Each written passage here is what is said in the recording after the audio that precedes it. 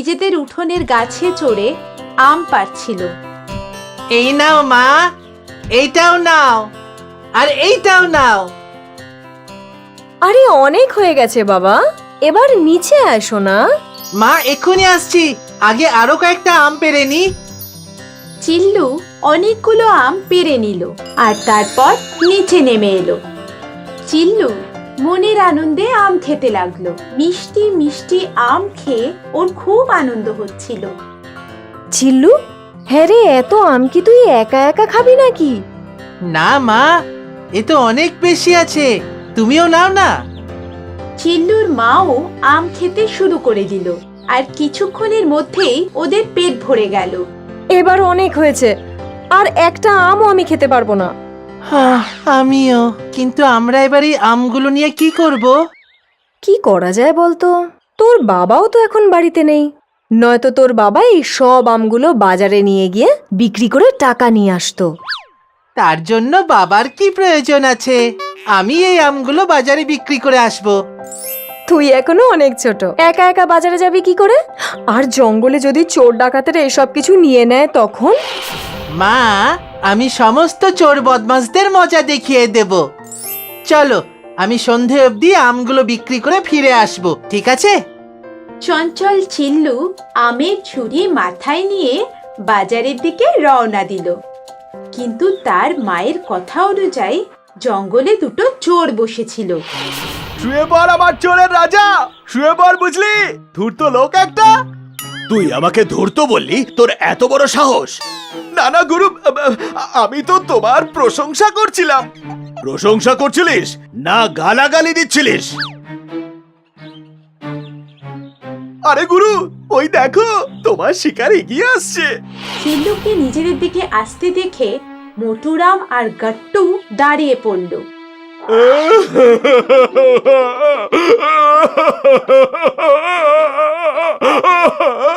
আরে এবার আমি কি করব? আমার বউ বাচ্চা 1 সপ্তাহ ধরে না খেয়ে রয়েছে। আরে আমার তো মরে যাওয়া উচিত। আমি তো আমার বউ বাচ্চাকে ভরপেট খাওয়াতেও পারি না।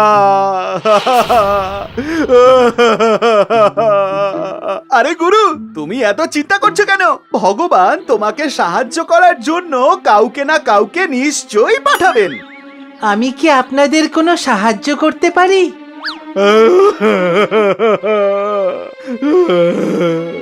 তুমি কি আমায় কয়েকটা আম দিতে পারো খাবার জন্য? চিল্লু খুব চালাক, ও একটু ভাবনা চিন্তা করলো।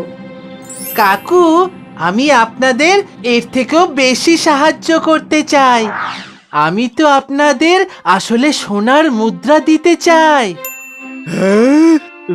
তোমার কাছে কি সত্যি কি সোনার মুদ্রা আছে? না না, কিন্তু আমি আপনাদের সোনার মুদ্রা পাইয়ে দিতে পারি। সেটা কিভাবে? আমি এই আমগুলো বাজারে নিয়ে যাব, আর এর বদলে আমি সোনার মুদ্রা পাবো, যেগুলো আপনাদের দিয়ে দেব। এই আমগুলোর বদলে তোমাকে সোনার মুদ্রা দেবে কে? চলুন, আমি বলছি, কিন্তু আপনাকে এই আমের ছুরিটা নিজের মাথায় নিয়ে বাজার অবধি যেতে হবে, কারণ আমি তো ছোট বাচ্চা, তাই না? আমি এত ওজন তুলতে পারবো না। যদি আপনি এই ঝুড়িটা তুলে নেন, তাহলে এই সমস্ত সোনার মুদ্রা আপনার। এই কিরে কাট্টু, এই ঝুড়িটা মাথায় নে। কি গুরু, আমি কেন তুলবো? সোনার মুদ্রা তো তুমিই পাবে, তাহলে তুমি তোলো। তুই আমার সাথে তর্ক করছিস? হ্যাঁ, তোর এত বড় সাহস! ছেড়ে দাও, ছেড়ে দাও গুরু, ছেড়ে দাও আমায়। এই তো তুলছি, আমি নিচ্ছি তো আমি। গাট্টু ছুরিটা মাথায় তুলে নিল আর সবাই মিলে বাজারের দিকে রওনা দিল। বাজারে পৌঁছে তিনজনে মিলে একটা জায়গায় বসে পড়ল। আম আম আম জাদুর আম, আম জাদুর আম, জাদুর আম।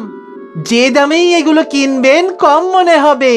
জাদুর আম, জাদুর আম, আম নিয়ে যান আম। চিল্লুর কথা একজন পণ্ডিত শুনতে পেলেন। আসুন আসুন মহারাজ, জাদুর আম নিয়ে যান। আরে এই আমের মধ্যে কি এমন জাদু থাকতে পারে? এগুলো তো একেবারে সাধারণ আম। তোমার তো এগুলো আমাকে দান করে দেওয়া উচিত। মহারাজ, যদি আপনাকে আমগুলো দান হিসাবে দিতে পারতাম তাহলে অবশ্যই দিতাম, কিন্তু এই জাদুর আমের একটা রহস্য আছে। এই আম গাছটা হঠাৎ একদিন মাটি ফুঁড়ে বেরিয়ে এলো, আর ওতে একসঙ্গে অনেক আম ধরেছিল। আর মহারাজ, আপনি জানেন আমি এই আমগুলো 2 সপ্তাহ আগে পেরেছিলাম, কিন্তু এখনো এগুলো একদম টাটকা আছে। আমি তো এই আমগুলো নিয়ে রাজা মশাইয়ের কাছে গিয়ে ভালো পুরস্কার পেতে চেয়েছিলাম, কিন্তু আমি একটা ছোট বাচ্চা, তাই না? রাজা মশাইয়ের কাছে কি করে যাব? তাই জন্যই এখানে বিক্রি করছি। যদি আমি এই আমগুলোকে কিনে এর বদলে রাজার কাছ থেকে বড় পুরস্কার নিয়ে নি, কত দাম এগুলোর? পুরো ঝুড়িটার দাম 30টা স্বর্ণ মুদ্রা। এ তো দেখছি দামটা খুব বেশি, কিন্তু রাজার পুরস্কার তো অনেক বেশি হবে। ঠিক আছে, দিয়ে দাও। মোটুরাম আর গাট্টু চিল্লুর বুদ্ধি দেখে অবাক হয়ে গেল। তারপর 3 জন মিলে সোনার মুদ্রা ভাগ করতে লাগলো। 10টা আমার, 10টা গাট্টুর, আর 10টা এই হলো তোমার। না না, আমার মুদ্রা চাই না। আমি তো আমার মুদ্রা তাকেই দেব যে সব থেকে বেশি শক্তিশালী হবে। তাহলে দাও, আমাকে দিয়ে দাও। গুরু, আমি তোমার থেকে অনেক বেশি শক্তিশালী। আচ্ছা, তাহলে এই নে। 2 জন চোর নিজেদের মধ্যে লড়াই করতে লাগলো, আর চালাক চিল্লু সব সোনার মুদ্রা নিয়ে সেখান থেকে পালিয়ে গেল। দেবগড়ের জমিদার তার বিপুল ধন সম্পদের জন্য প্রসিদ্ধ ছিল। তার চাষের জমি অনেক বড় ছিল, যেখানে অনেক মজুরেরা একসাথে কাজ করত। জমিদার সব থেকে বেশি তার মাকে ভালোবাসত। জমিদারের মা সব সময় দান ধ্যান করত। সময় বয়ে চলল, আর জমিদারের মায়ের শরীর খারাপ হতে লাগলো, আর উনি শয্যাশায়ী হয়ে গেলেন। এর কিছুদিন পর উনি মারা গেলেন।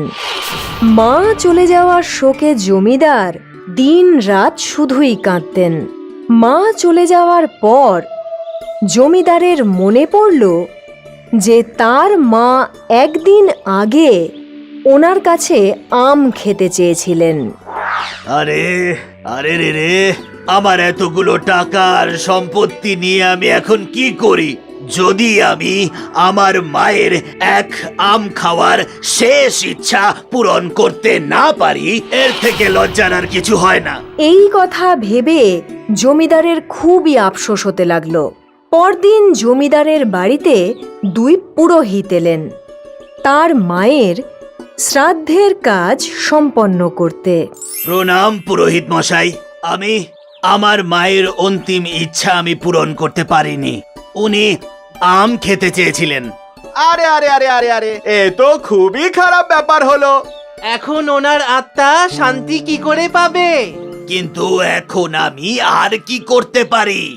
আমি আমার মায়ের আত্মার কিভাবে শান্তি কামনা করতে পারি? পুরোহিতদের মনে লালসা জন্মালো। সমাধান তো আছে, কিন্তু কিন্তু ঠেন্তু কিচ্ছু নয়। আপনার যা উপায় আছে বলুন আমায়, আমি সবকিছু করতে রাজি, যাতে আমার মায়ের আত্মা শান্তি পায়। পুরোহিতরা একে অপরের দিকে তাকালো। আপনাকে 2টো সোনার আম ব্রাহ্মণকে দান করতে হবে। আর তাহলেই আপনার পরলোকগত মায়ের আত্মা শান্তি পাবে। জমিদার একটু চিন্তায় পড়লেন। সোনার আম? কিন্তু আমি এত ধনী হওয়া সত্ত্বেও আমি আমার মায়ের শেষ ইচ্ছা পূরণ করতে পারিনি। এখন আমি তার আত্মাকে জীবন্ত ঘুরতে দিতে পারি না। ঠিক আছে, আপনি কালকে আসুন আর কালকেই সব পূজা অর্চনা সম্পন্ন করে দিন। যথা আজ্ঞা শ্রীমান। পুরোহিতরা সেখান থেকে চলে গেল, আর পরদিন আবার ফিরে এলো। আজ জমিদারের বাড়িতে বেশ কিছু লোক এসেছিল, যাদের মধ্যে ভেঙ্কট স্বামীও ছিলেন। আসুন আসুন পুরোহিত মশাই, আমি সোনার আমের ব্যবস্থা করে ফেলেছি। ঠিক আছে শ্রীমান, আমরা পুজো তাহলে শুরু করি। দুই পুরোহিত শ্রাদ্ধের কাজ শুরু করলো। আর শ্রাদ্ধের কাজ শেষ হওয়ার পর জমিদার সেই দুই ব্রাহ্মণকে এক একটা করে সোনার আম দান করলো। এই দেখে ভেঙ্কট স্বামী অবাক হলেন। সমস্ত অতিথিরা চলে যাওয়ার পর ভেঙ্কট স্বামী জমিদারের কাছে গেল। জমিদার মশাই, আপনি যে ব্রাহ্মণদের সোনার আম দান করে দিলেন, ব্যাপারটা ঠিক বুঝতে পারলাম না। আমার মায়ের শেষ ইচ্ছা ছিল যে উনি আম খাবেন, কিন্তু আমি তার ইচ্ছা পূর্ণ করতে পারিনি। তাই ওনার আত্মার শান্তি কামনার জন্য আমায় সেই জন্যে পুরোহিত মশাই সোনার আম দান করার উপায় বলেছিল। ব্রাহ্মণরা যে জমিদারকে বোকা বানালেন, ভেঙ্কট স্বামী তা বুঝে গেলেন। আর উনি তাদের শিক্ষা দেবেন ঠিক করে নিলেন। পরদিন ভেঙ্কট স্বামী ব্রাহ্মণদের তার বাড়িতে ডাকলেন। স্বাগতম, স্বাগতম। ইনি হলেন আমার মা। উনি 6 মাস আগেই দেহত্যাগ করেছেন, কিন্তু ওনার একটা ইচ্ছে অসম্পূর্ণ রয়ে গেছিল। কেমন ইচ্ছা? কিন্তু একটা কথা বলুন, যেভাবে জমিদার বাবুর মায়ের আম খাওয়ার শেষ ইচ্ছা অসম্পূর্ণ ছিল, আর আপনারা সোনার আম দান স্বরূপ গ্রহণ করে ওনার আত্মার শান্তির উপায় বের করেছিলেন, তাহলে কি আপনারা আমার মায়ের আত্মাকেও শান্তি পাইয়ে দিতে পারবেন? হ্যাঁ, অবশ্যই। কিন্তু ওনার শেষ ইচ্ছা কি ছিল? ওনার ইচ্ছা ছিল যে আমি ওনার মাথাতে জোরে লাঠি দিয়ে মারি।